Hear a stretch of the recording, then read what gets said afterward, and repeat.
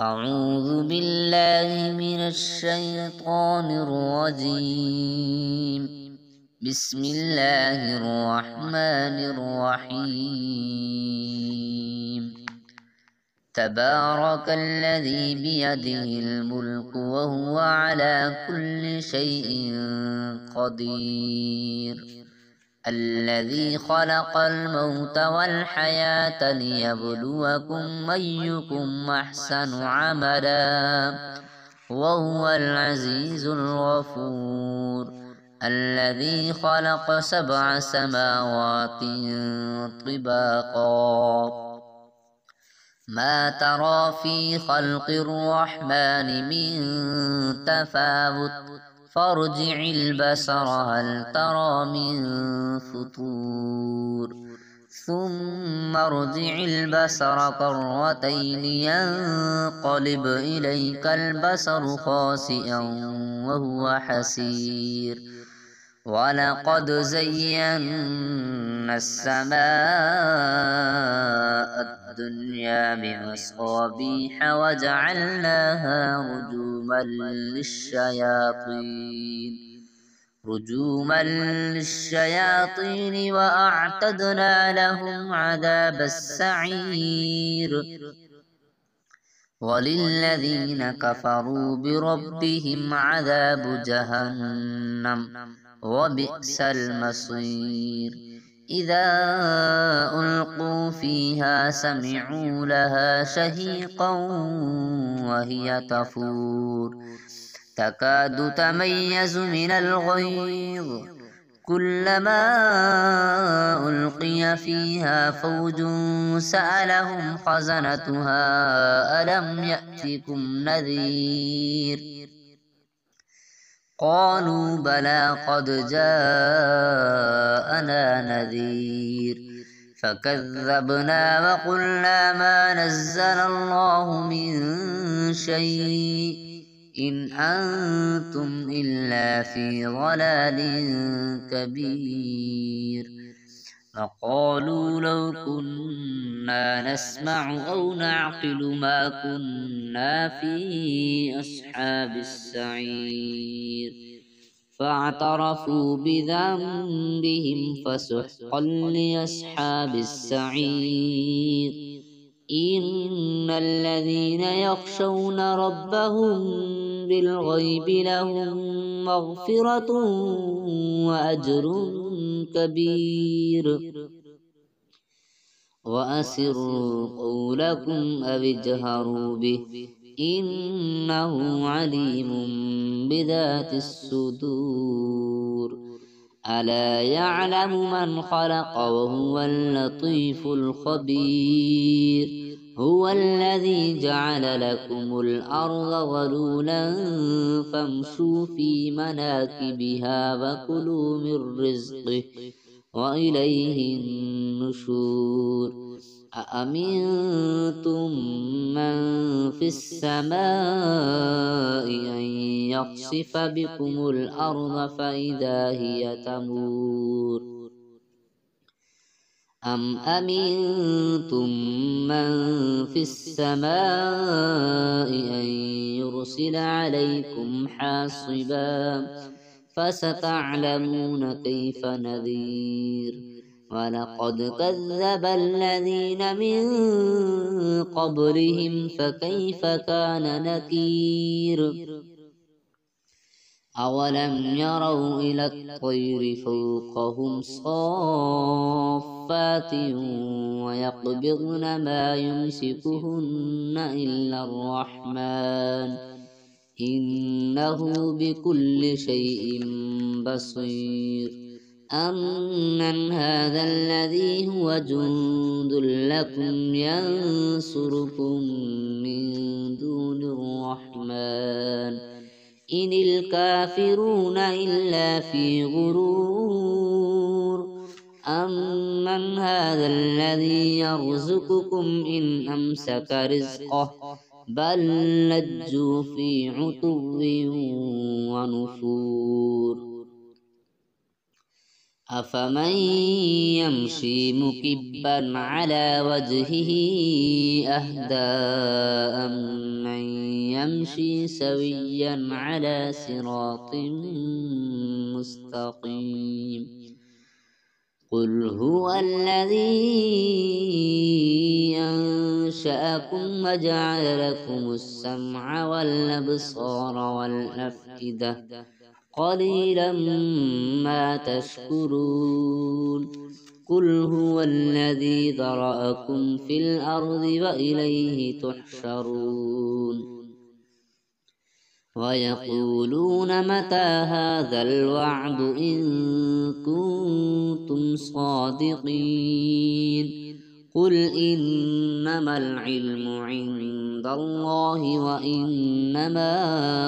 أنا نذير مبين فلما رأوه زلفة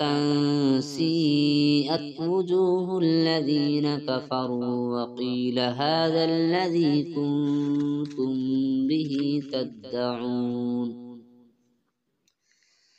قل أرأيتم إن أهلكني الله ومن معي أو رحمنا فمن يجير الكافرين من عذاب أليم قل هو الرحمن آمنا به وعليه توكلنا فستعلمون من هو في ضلال مبين قل أرأيتم إن أصبح ماؤكم غورا فمن يأتيكم بماء معين صدق الله العظيم.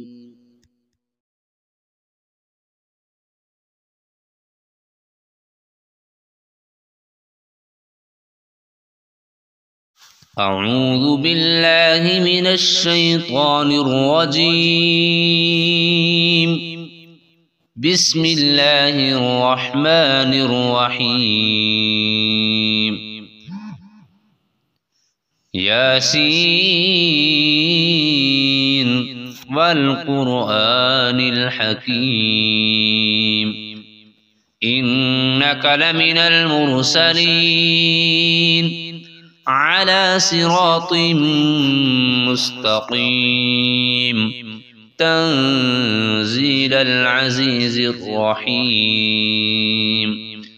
لتنذر قوما ما أنذر آباؤهم فهم غافلون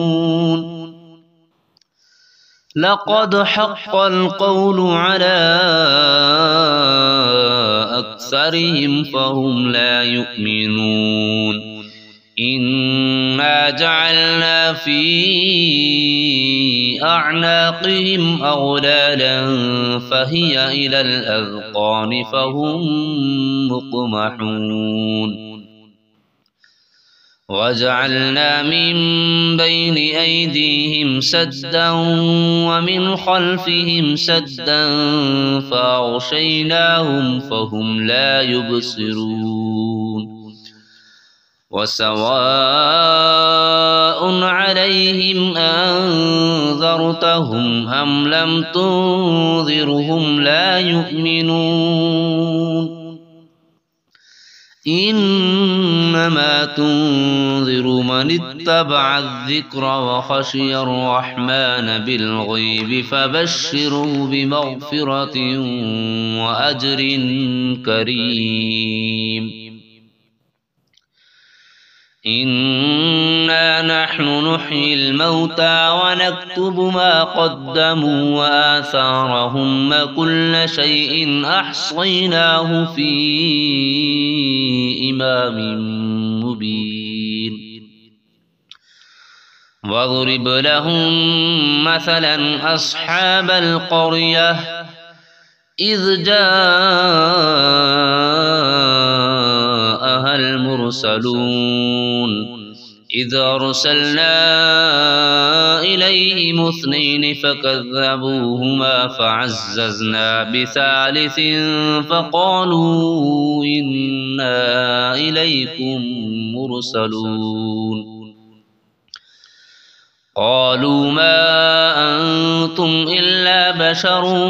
مثلنا وما أنزل الرحمن من شيء إن أنتم إلا تكذبون قالوا ربنا يعلم إنا إليكم لمرسلون وما علينا إلا البلاغ المبين قالوا إنا تطيرنا بكم لئن لم تنتهوا لنرجمنكم وليمسنكم منا عذاب أليم قالوا طائركم معكم أئن ذكرتم بل أنتم قوم مسرفون وجاء من أقصى المدينة رجل يسعى قال يا قوم اتبعوا المرسلين اتبعوا من لا يسألكم أجرا وهم مهتدون وما لي لا أعبد الذي فطرني وإليه ترجعون أأتخذ من دونه آلهة إن يردني الرحمن بضر لا تغن عني شفاعتهم شيئا ولا ينقذون إني إذا لفي ضلال مبين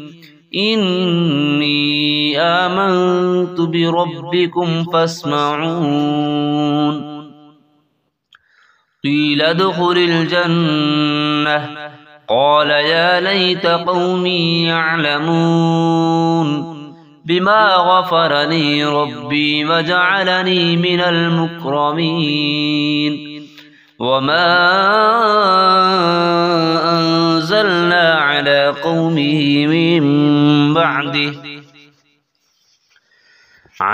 قومه من بعده من جند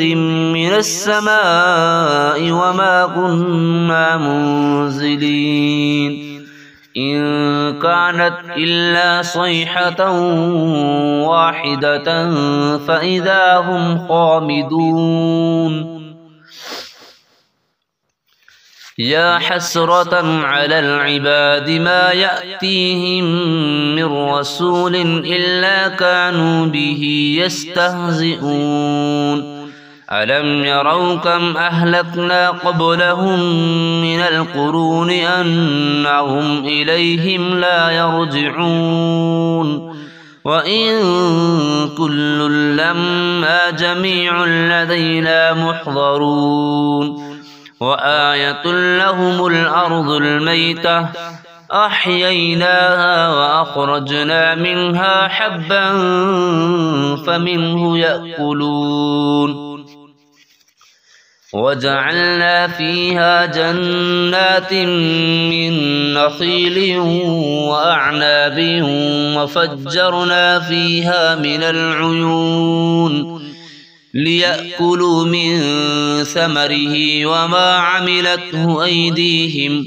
أفلا يشكرون سبحان الذي خلق الأزواج كلها مما تنبت الأرض ومن أنفسهم ومما لا يعلمون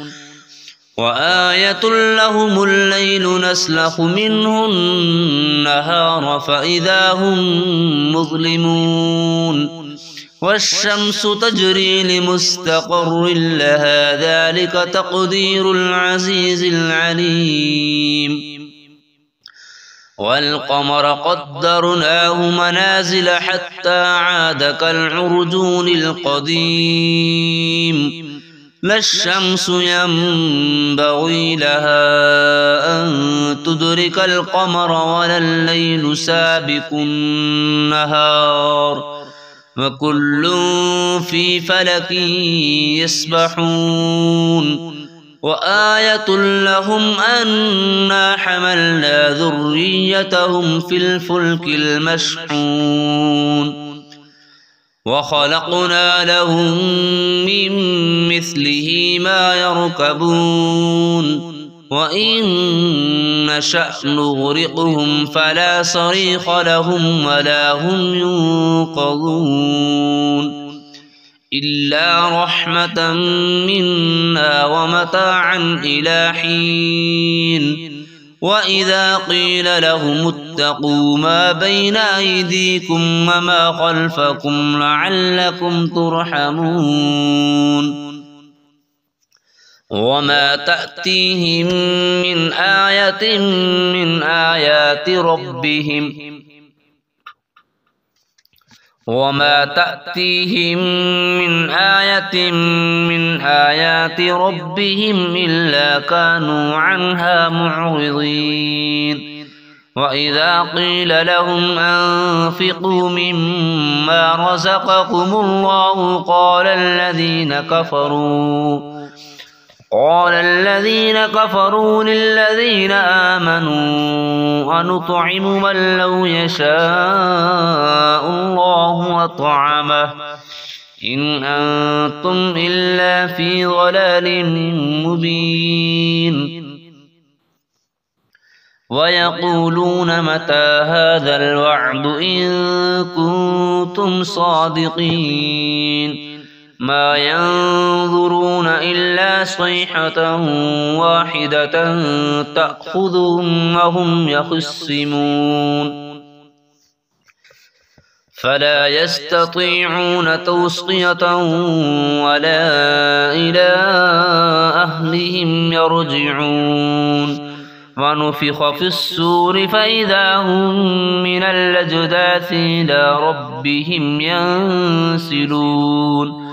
قالوا يا ويلنا من بعثنا من مرقدنا هذا ما وعد الرحمن وصدق المرسلون إن كانت إلا صيحة واحدة فإذا هم جميع لدينا محضرون فاليوم لا تظلم نفس شيئا ولا تجزون إلا ما كنتم تعملون إن أصحاب الجنة اليوم في شغل فاكهون هم وأزواجهم في ظلال على الأرائك متكئون لهم فيها فاكهة ولهم ما يدعون سلام قولا من رب رحيم وامتازوا اليوم أيها المجرمون ألم أعهد إليكم يا بني آدم ألا تعبدوا الشيطان إنه لكم عدو مبين وأن اعبدوني هذا صراط مستقيم ولقد أضل منكم جبلا كثيرا فلم تكونوا تعقلون هذه جهنم التي كنتم توعدون اصلوها اليوم بما كنتم تكفرون اليوم نختم على أفواههم وتكلمنا أيديهم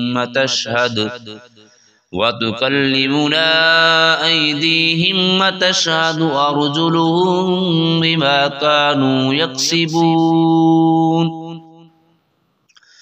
ولو نشاء لطمسنا على أعينهم فاستبقوا الصراط فأنى يبصرون ولو نشاء لمسخناهم على مكانتهم فما استطاعوا مضيا ولا يرجعون ومن نعمره ننكسه في الخلق أفلا يعقلون وما علمناه الشعر وما ينبغي له إن هو إلا ذكر وقرآن مبين لينذر من كان حيا ويحق القول على الكافرين أولم يروا أنا خلقنا لهم مما عملت أيدينا أنعاما فهم لها مالكون وذللناها لهم فمنها ركوبهم ومنها يأكلون ولهم فيها منافع ومشارب أفلا يشكرون واتخذوا من دون الله آلهة لعلهم ينصرون لا يستطيعون نصرهم وهم لهم جند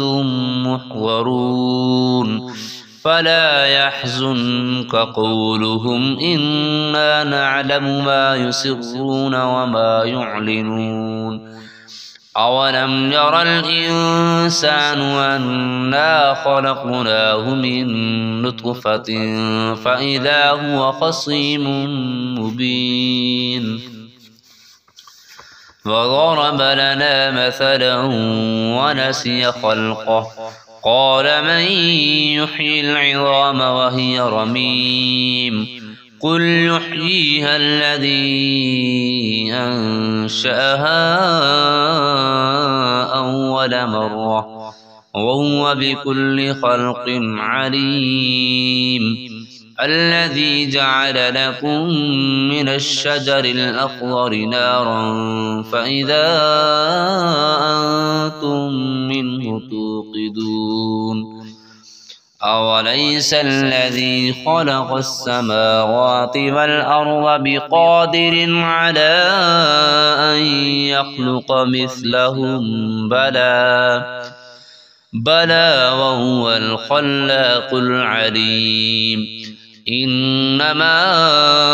أمره إذا أراد شيئا أن يقول له كن فيكون فسبحان الذي بيده ملكوت كل شيء وإليه ترجعون أعوذ بالله من الشيطان الرجيم بسم الله الرحمن الرحيم الرحمن علم القرآن خلق الإنسان علمه البيان الشمس والقمر بحسبان والنجم والشجر يسجدان والسماء رفعها ووضع الميزان ألا تطغوا في الميزان وأقيموا الوزن بالقسط ولا تخسروا الميزان والأرض وضعها للأنام فيها فاكهة والنخل ذات الأكمام والحب ذو العصف والريحان فبأي آلاء ربكما تكذبان خلق الإنسان من صلصال كالفخار وخلق الجان من مارج من نار فبأي آلاء ربكما تكذبان رب المشرقين ورب المغربين فبأي آلاء ربكما تكذبان مرج البحرين يلتقيان بينهما برزخ لا يبغيان فبأي آلاء ربكما تكذبان يخرج منهما اللؤلؤ والمرجان فبأي آلاء ربكما تكذبان وله الجوار المنشآت في البحر كالأعلام فبأي آلاء ربكما تكذبان كل من عليها فان ويبقى وجه ربك ذو الجلال والإكرام فبأي آلاء ربكما تكذبان يسأله من في السماوات والأرض كل يوم هو في شأن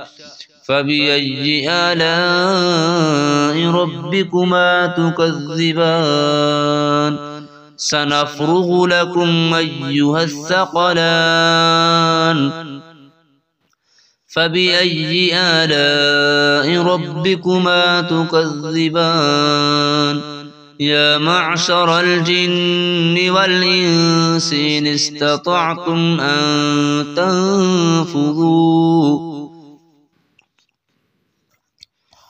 أن تنفذوا من أقطار السماوات والأرض فانفذوا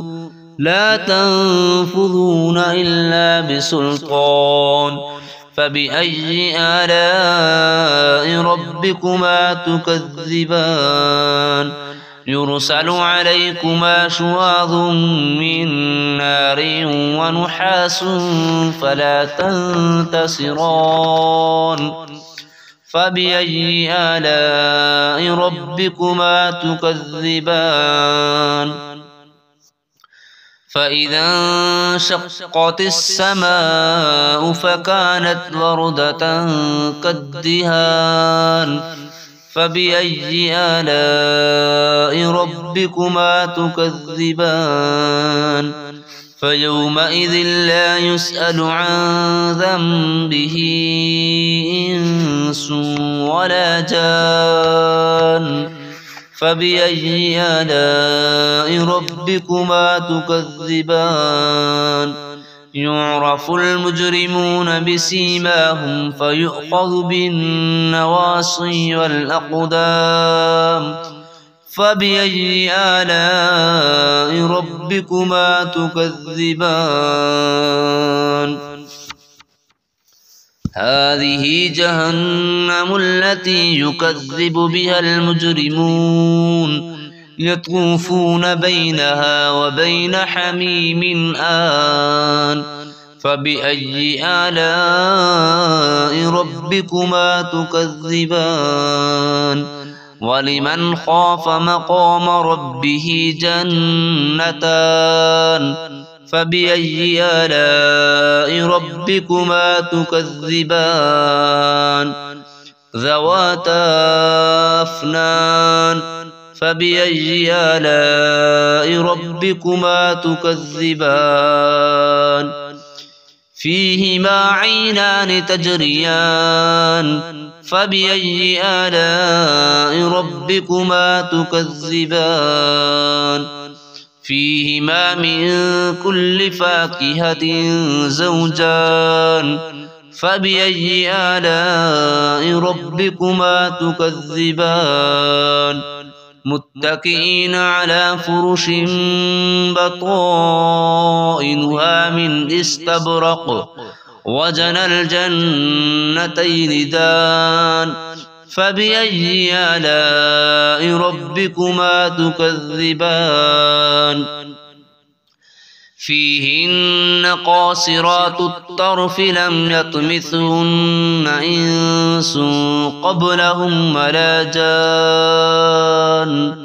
فبأي آلاء ربكما تكذبان كأنهن الياقوت والمرجان فبأي آلاء ربكما تكذبان هل جزاء الإحسان إلا الإحسان فبأي آلاء ربكما تكذبان ومن دونهما جنتان فبأي آلاء ربكما تكذبان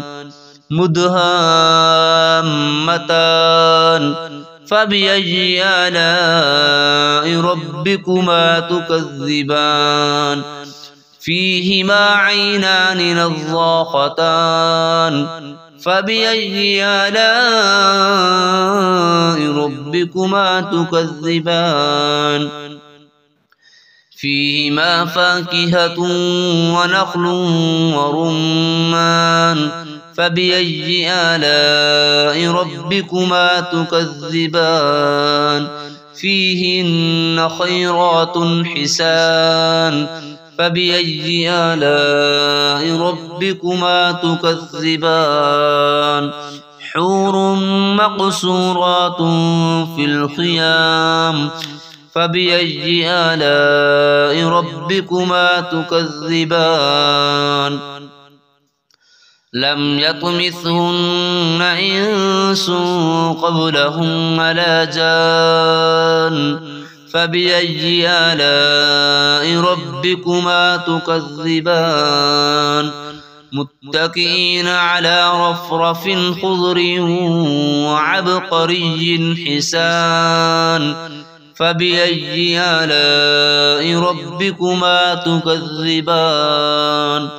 تبارك اسم ربك ذي الجلال والإكرام